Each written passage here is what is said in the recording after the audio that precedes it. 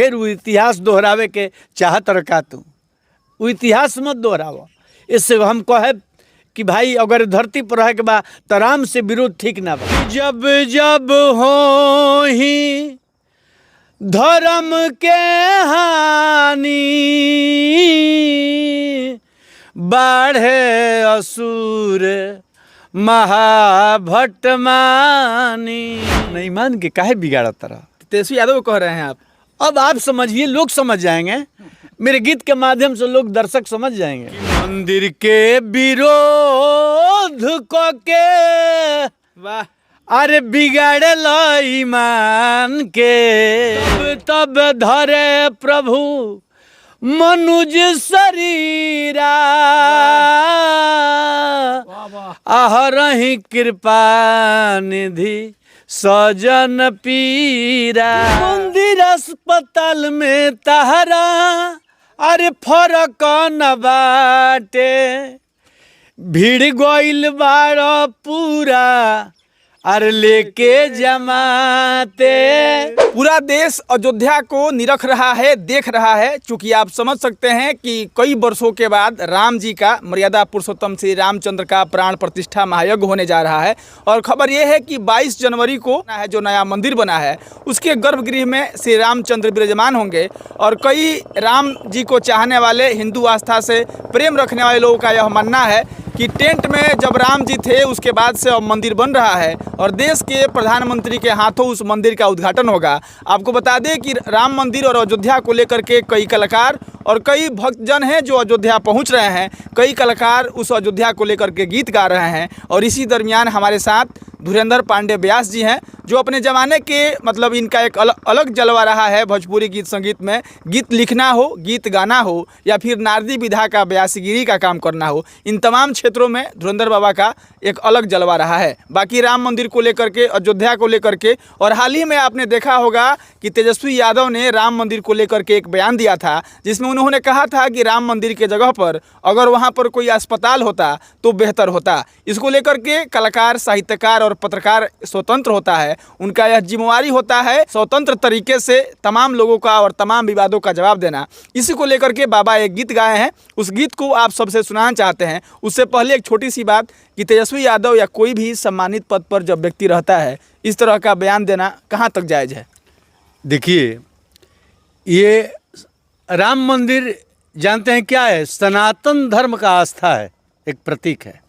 तो आज हमारे सनातन धर्म के साथ जो खिलवाड़ करेगा हम सब लोग उसको बर्दाश्त नहीं करेंगे। मान लिया जाए कि नाना प्रकार का विरोध आ रहा है तो हम उसके ऊपर एक गीत लिखे हैं और आपके चैनल को सुनने वाले तमाम दर्शकों का वंदन, अभिनंदन है। भगवान राम सबके हैं, कारण कि तुलसी बाबा रामचरितमानस में लिख दिए हैं कि जब जब हो ही धर्म के हानि,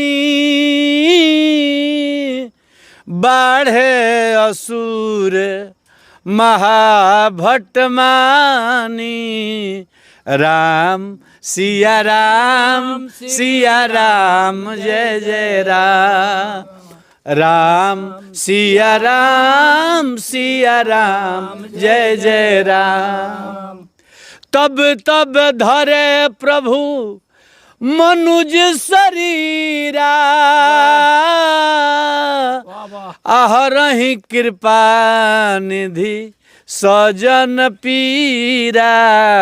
राम सिया राम, सिया राम, जय जय राम। राम राम सिया राम, सिया राम, जय जय राम। क्या बात है। तो देखिए, जब भी राम मंदिर पर विरोध होता है, विरोध हो रहा है अभी वर्तमान में, जिसको बोलने का ढंग नहीं है वो भी राम मंदिर के ऊपर बोल रहा है, तो हम तो सबसे कर जोड़ करके निवेदन करेंगे गीत के माध्यम से। क्या बात है, कलाकार की बात गीत के माध्यम से ही होना चाहिए तो ज़्यादा बेहतर है कि मंदिर के विरोध को के, वाह, अरे बिगाड़े लो ईमान के। अपना ईमान के काहे बिगाड़ा तरह? तेजस्वी यादव कह रहे हैं आप।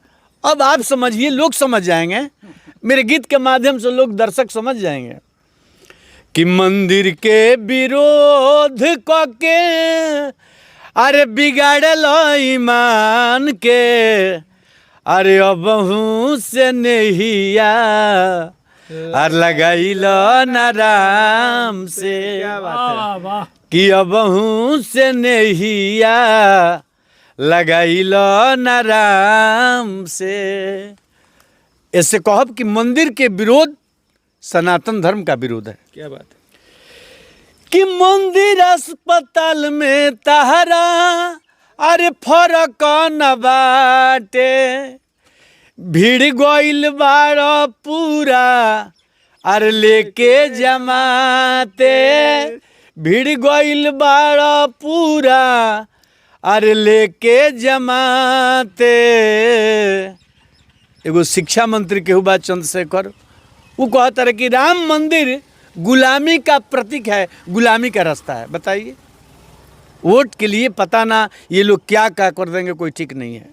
अरे सोचत नहीं खो तू अपना अरे नफा नुकसान के। ई विरोध 25 में बता दी कि तारा कितना नफा भइल, कितना तारा नुकसान भइल। तो सोचत नहीं खो अपन तू अरे नफा नुकसान के, अबहू से नहिया लगाइल न राम से। वाह वाह। कि अबहू से नहिया लगाइल न राम से। उहे ना हाँ प्रकाश। राम से जे विरोध कैले बा, प्रमाण बा कि 1 लाख बेटा जकरा 1.25 लाख नाती, आराम से विरोध को के मिल गईल माटी। राम से विरोध को के अरे मिल गईल माटी। क्या बात है, क्या बात तो है। चाहता लेबे के का अरे तू इम्तिहान के। फिर वो इतिहास दोहरावे के चाहत रखा तू, वो इतिहास मत दोहराव। इससे हम कहे कि भाई अगर धरती पर रहे के बा तो राम से विरोध ठीक ना बा। चाहता लेबे के का अरे तू इम्तिहान के, अरे अबहू से नहिया अरे लगाइल न राम से। वाह वाह वाह। अबहू से नहिया लगाइल न राम से। और ही आगे बा का कि राम से जे बैर कोइल खैर नाही भइल। राम से जे बैर कोइल खैर नाही भइल। इंद्र के बेटा जयंत नाम के एगो कौआ रहे, सीता जी के चरण में चोंच मार के भागल। भगवान राम एगो बाण छोड़ देनी, 3 लोक में कौआ भागत फिरल, लेकिन केहू सहायता ना कइल। लास्ट में भगवान राम के शरण में आके गिर गइल तो भगवान राम ओकर उद्धार कर देनी। इससे हमें गीत के माध्यम से कहम जे भाई कि राम से जे बैर कइल खैर नाही भइल। कुल खानदान पूरा अरे दुनिया से गइल।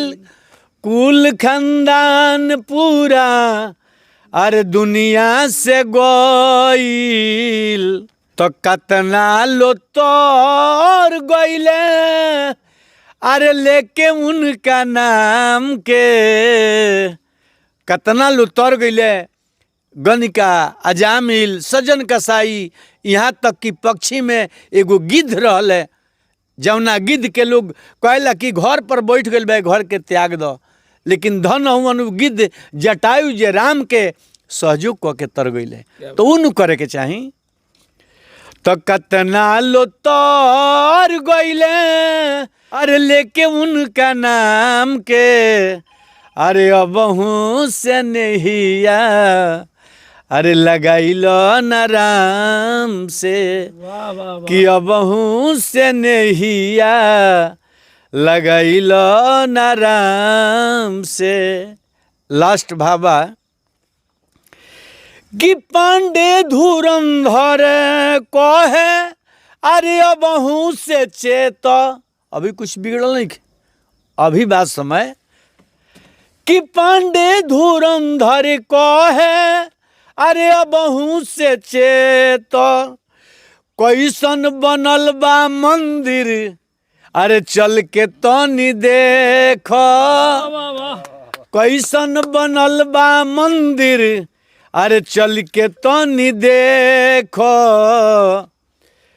अरे हो जा शरणागत जाके अरे वो करुणा निधान के, अरे हो जा शरणागत जाके अरे करुणा निधान के, अरे अबहू से नहिया अरे लगाइल न राम से, अरे मंदिर के विरोध को के काहे बिगाड़ल ईमान के, अरे अबहू से नहिया लगाइल न राम से, वाह वाह वाह कि अबहू से नहिया लगाइल न राम से।